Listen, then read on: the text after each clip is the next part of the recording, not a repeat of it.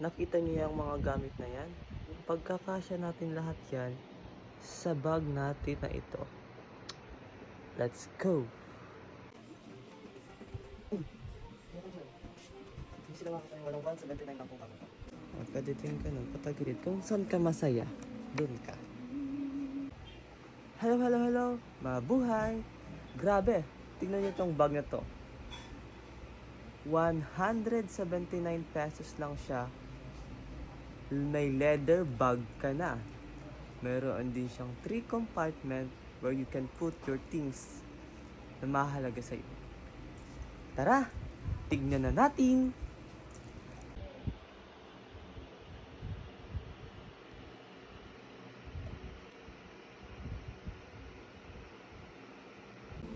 Tignan nyo guys, tignan nyo guys. Meron siyang hindi lang isa, hindi lang dalawa, kundi 3 compartment sa isang bag lang. Okay, lagyan na natin ng laman ito. Ang first compartment, lalagyan natin siya ng wallet, of course.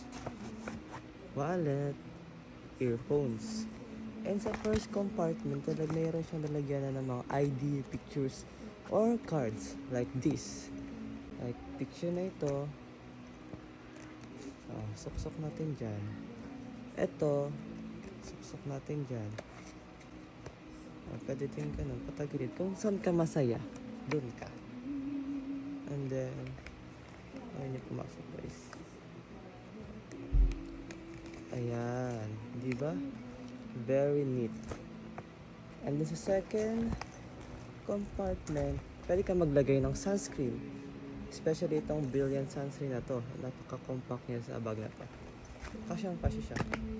And then itong pati yung Murada, kasya siya dito. Na siya. And guess what? Meron kang pwedeng paglagyan ng mga coins or buo. Like this. Like this. Parang may pera kang buo or coins, pwede mo siyang lagay dito sa may zipper. Zipper rather. Gatutin mo para mabilis na tayo. And then sa third compartment, pwede mo lagay ang inyong mga watch, perfume,